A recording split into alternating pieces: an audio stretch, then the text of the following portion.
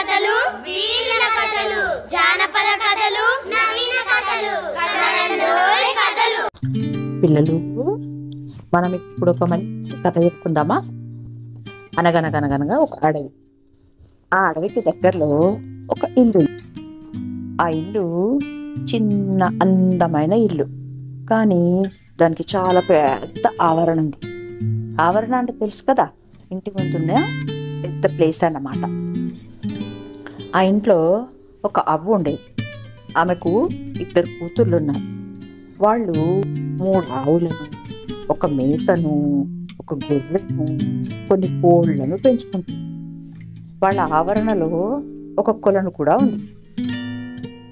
కొలను అంటే తెలుసు కదా, చిన్న చెరువు. ఆ కోళ్లలో పుట్టుకతోనే అందమైన ఎర్రటి జుట్టుతో మెరిసిపోతూ ఒక చాలా అందమైన పుంజుందన్నమాట. దాని ముక్కు సువ్వగా, బలంగా, రాగి రంగులో అందంగా ఉంది.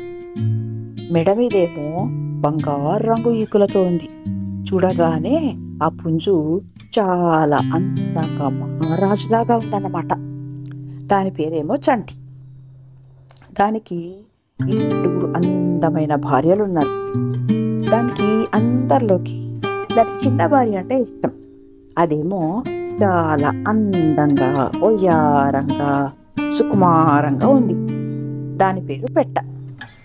చంటి, పెట్ట 2 ఎప్పుడు ప్రేమగా కలిసి తిరుగుతూ ఉండేవి. ఆ ఆవరణ అంతా అది 2 తిరుగుతూ ఉంటే భలే చూడముచ్చటగా ఉండేదన్నమాట.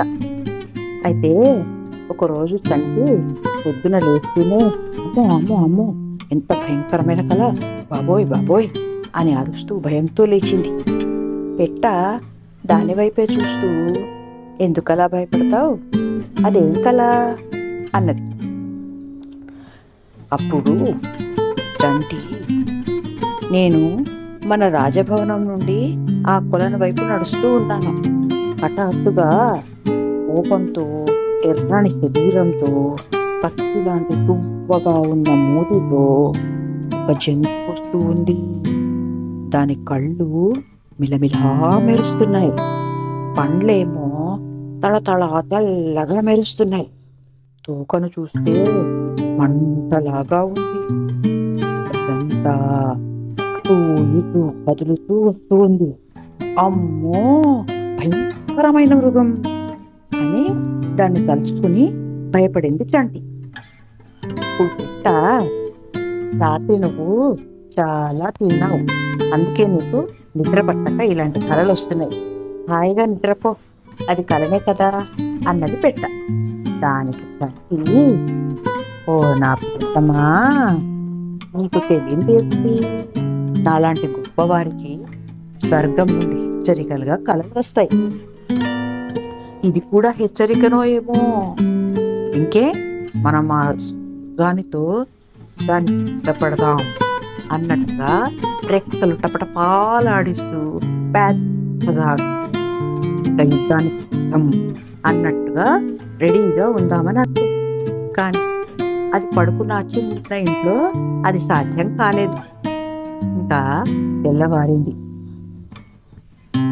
చంటి సూర్యుడిని చూస్తూ హాయిగా కొక్కరొక్కో కొక్కరొక్కో అంటూ పాడుతూ పొలంలో నడవసాడు.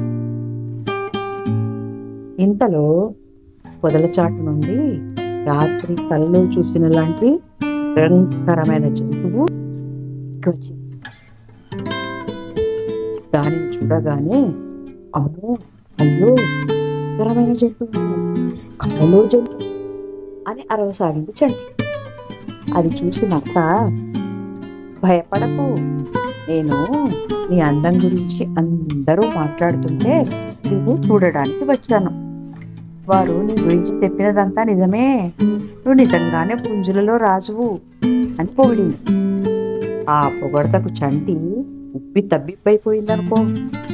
అది గమనించి నక్క వెంటనే ఇంకా పొగడాలనుకుంది. నువ్వు అందంగా ఉండడమే కాదు, చాలా అందంగా పాట పాడుతావని కూడా విన్నానే.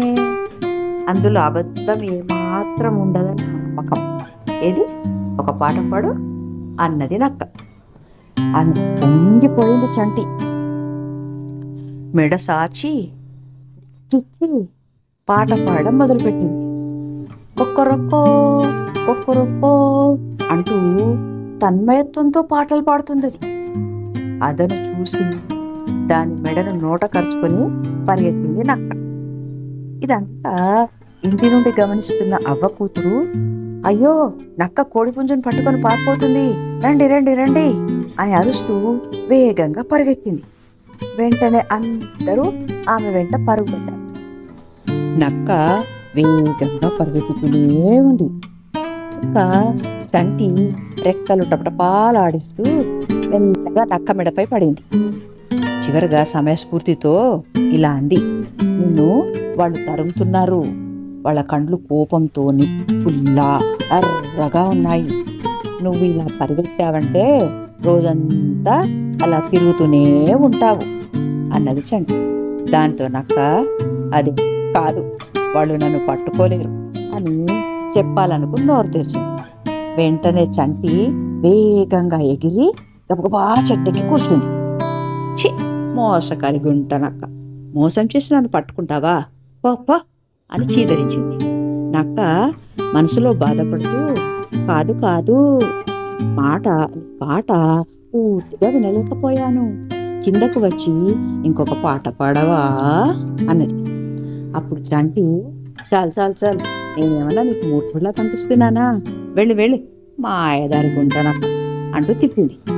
అప్పుడు అయ్యో చేతికందిన తిండిపోయిందే అని బాధపడుతూ వెనక వాళ్ళు తరుముకుంటూ వస్తున్నారు కదా, వాళ్ళ దెబ్బలు తప్పించుకుందామని గబగబా అడవిలోకి పరిగెత్తింది. చూసారా పిల్లలు, ఊరికే పొగడ్తలకు లొంగిపోకూడదు, అవునా, సమయస్ఫూర్తి ఉండాలి మరి. సరే, మీకు ఈ కథ నచ్చిందా? అయితే దీంట్లో కొన్ని జంట పదాలున్నాయి, పట్టుకొని చూద్దాం. కథను లైక్ చేయండి, షేర్ చేయండి, సబ్స్క్రైబ్ చేయండి.